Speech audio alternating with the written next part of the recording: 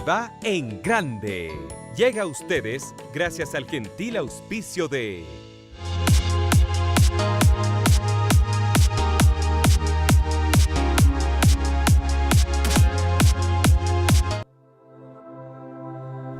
Hola queridos amigos de Vive en Grande, muchas gracias por estar acá, por acompañarnos como todos los viernes. Hoy vamos a conversar acerca de un tema difícil, pero muy imprescindible de tratar, que tiene que ver con las lágrimas de las pérdidas. Inevitablemente el hecho de estar vivo confiere que en algún momento vas a perder. No solamente relaciones, trabajos, etapas de la vida y hasta seres queridos. Por eso es un tema importante que hoy lo podamos abordar. Muchas veces cuando nos toca, lamentablemente, perder seres queridos, aparecen como distintas etapas, hay como las etapas del duelo, ¿no es cierto? Y lo primero que aparece es la incredulidad, donde yo digo, no lo puedo creer. Cuando te llaman, te suena el teléfono y te contaron lo que pasó y vos decís, no puedo creer lo que está pasando, ¿no? Como esa negación donde yo entro en shock y que realmente es necesario para la biología del cuerpo porque no lo puede aceptar de manera inmediata. Después de eso, ¿qué pasa? La desesperación de lo que pasó, de la nueva realidad, del no entender, del no poder internalizar todo lo que está pasando en este presente. Y después viene el enojo. El enojo muchas veces hacia, si fue un accidente, la persona que mató a mi ser querido, o al médico que no pudo salvarlo, o a veces contra Dios, nos enojamos contra nuestra propia fe, o a veces nos enojamos incluso hasta con la propia persona que se fue, con la persona que murió, porque decimos, ¿cómo me abandonó? ¿Cómo me puedo hacer esto? ¿Por qué? ¿No? Y empiezan todas esas preguntas de los porqués sin respuestas. Después suele aparecer la culpa por haberme enojado y la culpa por no haber podido estar yo en ese momento cuando la persona se fue y haber podido hacer algo, ¿no?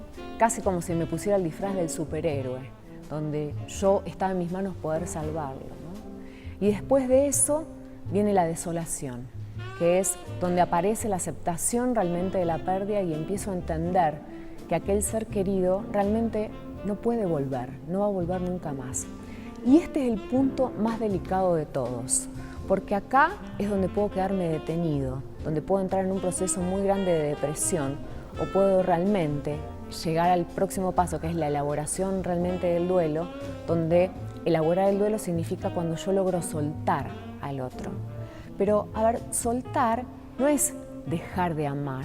Soltar es no quedarme apegado a aquello que ya no está más y empezar a adoptar la nueva realidad. Lo más interesante de esto es cómo yo puedo seguir honrando la vida de la persona que ya no está a través de mi propia vida. Porque la ausencia es lo que está presente, pero nadie puede robarte jamás la presencia de ese ser querido porque siempre va a vivir en vos, siempre, con todo lo que te dejó, con todas las enseñanzas. Y una de las preguntas que yo digo es, si la otra persona pudiera verte desde el otro lugar, ¿no? No sé, juguemos, cada cual tendrá su propia concepción de la muerte y cada cual tendrá sus creencias que son sumamente válidas, ¿no? Pero también creo que es necesario que te plantees cuál es tu concepción acerca de la muerte, en qué crees, ¿no? Si crees que hay un más allá, si crees que todo se termina acá. Es interesante conversar acerca de esta pregunta. Y es, si tu ser querido pudiera verte en este momento, ¿cómo crees que le gustaría en este momento, ¿no? Y por otro lado también aparecen las personas que nos acompañan en los procesos de duelo. Y es muy importante saber acompañar al otro en un proceso de duelo, porque a veces es como que recaemos en las palabras, no sé si tontas, pero a veces parecen como inútiles. Seguí adelante, levantate, salí. Y la verdad es que la persona que está en la etapa de duelo no puede hacerlo. No puede levantarse, no puede salir, no puede ni siquiera a veces atender el teléfono. Entonces, si estás acompañando a alguien que está viendo un duelo profundo, lo mejor que puedes hacer por esa persona es frenar, tomar una pausa y simplemente estar, abrazarlo, llorar con esa persona si está llorando, ser su paño de lágrimas y a lo mejor poder ayudarlo con algunas pequeñas cosas, como por ejemplo ir a hacerle las compras del supermercado, ayudarle a limpiar la casa, ayudarle a acomodar su ropa, cosas que la persona que está sufriendo no puede hacer, porque de verdad que lo único que quiere en ese momento es estar echado en una cama. Y ese estar echado en una cama es respetable. Es respetable siempre que yo entienda que se trata del dolor y no del sufrimiento. El sufrimiento es lo que a mí me estanca y hace que yo me quede ahí. Entonces, el proceso de elaboración del duelo comienza con el soltar. Cuando yo logro soltar para entregarme a la nueva realidad sabiendo que esa persona no se va a ir jamás porque siempre va a estar ahí conmigo. Yo digo, cuando nos pasan estas situaciones críticas en nuestra vida y que son días que uno jamás pretende que lleguen, o sea, todos creemos, o sabemos, mejor dicho, que nuestros padres se van a morir primero, ¿no es cierto? Que nuestros papás van a morir antes que nosotros. Va a ser doloroso, por supuesto, pero incluso, aunque lo sabemos, no queremos que esos días lleguen jamás, ¿no? El solo hecho de pensarlo es terrible. A mí, por ejemplo, me sucede con la muerte de mi marido. Yo, cuando imagino la muerte de él, yo no lo puedo soportar. Es tanta la angustia que cuando entro en esa conversación lloro. Entonces siempre le he dicho a mi marido, le digo, prométeme que si vos te vas antes que yo, me venís a buscar. Y su respuesta es siempre la misma, no, vos tenés que aprender a seguir sin mí. Y es una respuesta para mí dolorosa porque me gustaría creer en la ilusión de que él sí podría venir a buscarme si él se va antes que yo, pero la respuesta que él me da es la respuesta más saludable de todas. Entonces, cuando llegan esos momentos críticos en nuestras vidas, tenemos dos opciones. Salir adelante con todo lo que eso implica, con todo el trabajo y el esfuerzo que eso implica, o dejarnos morir aquí, en este lugar. Y hoy tengo conmigo a Paola Robalino. La Pao sufrió la pérdida de su hijo ya hace 10 años. Pedro tenía 17 años cuando murió en un accidente de bus. Y bueno, yo le pedí que por favor estuviera acá conmigo porque quién mejor que alguien que pasó por eso tan duro, tan difícil y que lo pudo sobrellevar porque la vemos y la vemos acá espléndida, divina y siempre con toda la buena energía. ¿Cómo hizo realmente, Pau? ¿Cómo lograste salir adelante de esa situación? Mira, lo primero que yo hice es no sentirme sola ni buscar encerrarme en mí misma. Es un momento en el cual comencé a entender la importancia de la gente que te rodea y a dejarte ayudar. Comencé a hablar y a decir, necesito solo un abrazo, necesito que estés a mi lado y cállate, pero quiero tenerte aquí a mi lado.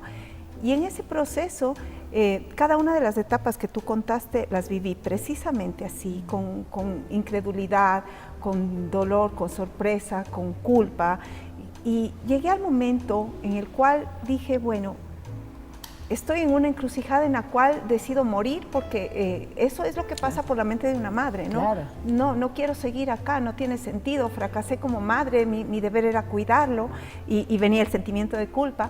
Sin embargo, dije, no puedo convertir a Pedro José en mi verdugo, porque si es que yo seguía haciendo y viviendo de esa manera, esa persona a quien yo amé con todo mi corazón y lo sigo amando, estaba convirtiéndose en mi verdugo, estaba permitiendo que su ausencia y él y su vida me mate a mí.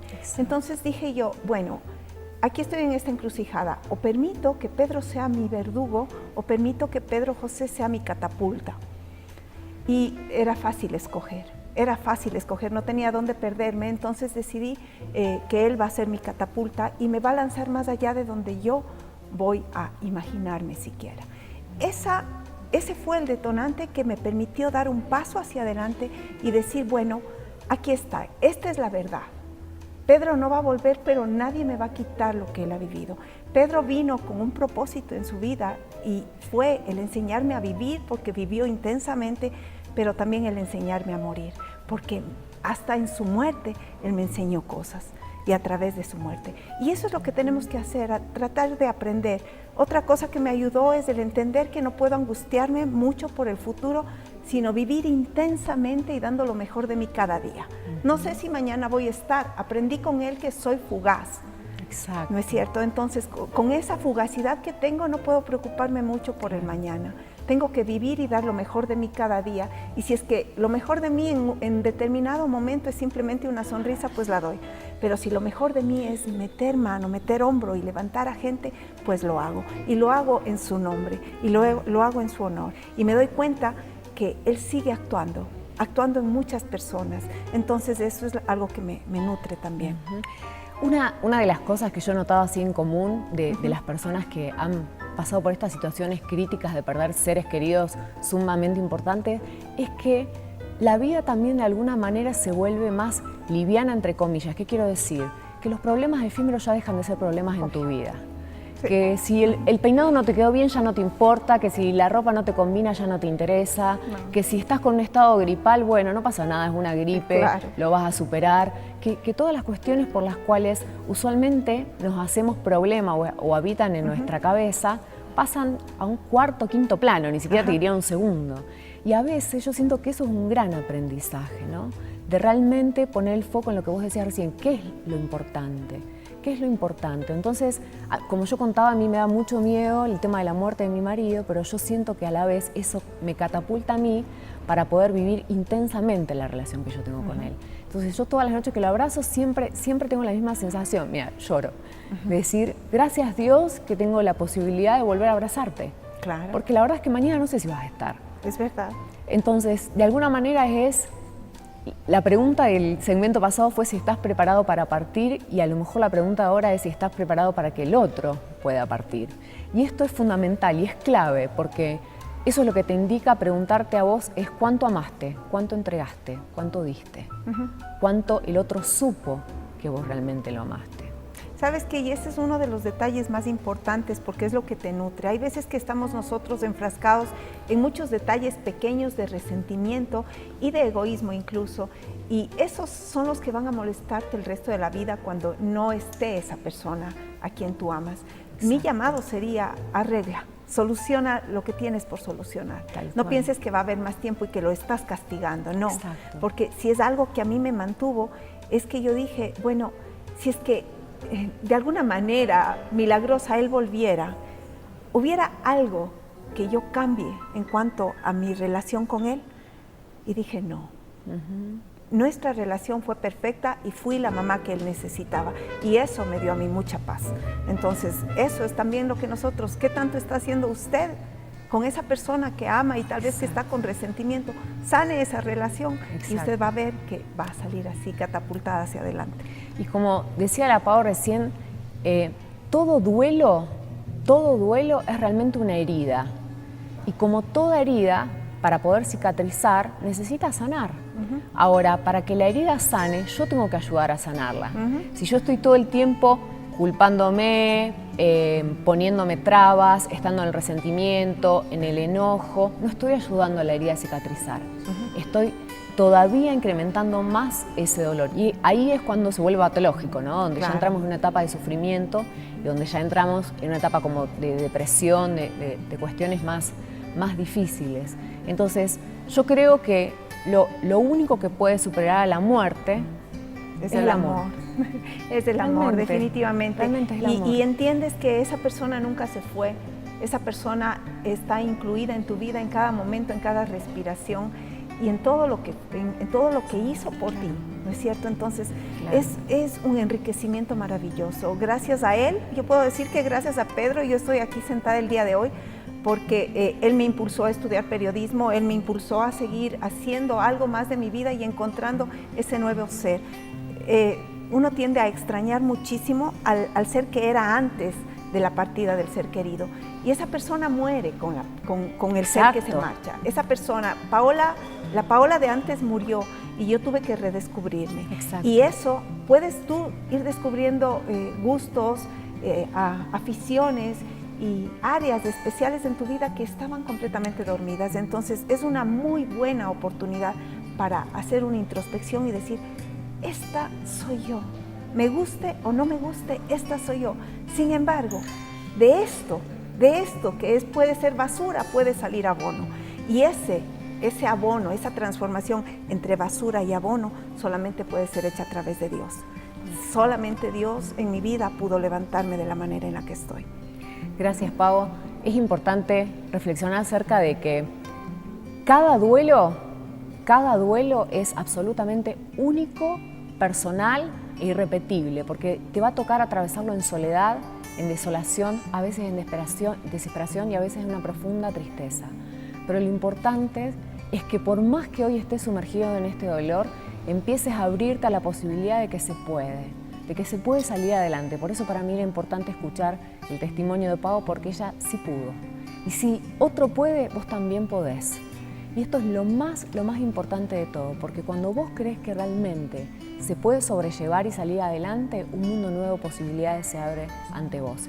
Y lo cierto es que crecemos gracias a las pérdidas y gracias al sufrimiento. Y vos me dirás, bueno, pero solo a través del sufrimiento. No te diría que solo a través del sufrimiento, pero sí el gran mayor aprendizaje nuestro es a través del sufrimiento, ¿sí?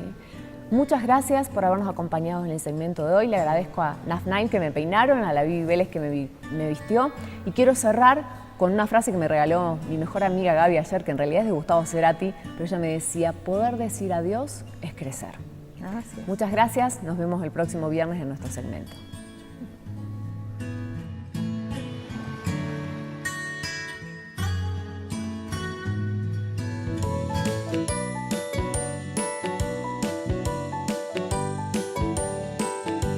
¡Viva en grande! Llegó a ustedes gracias al gentil auspicio de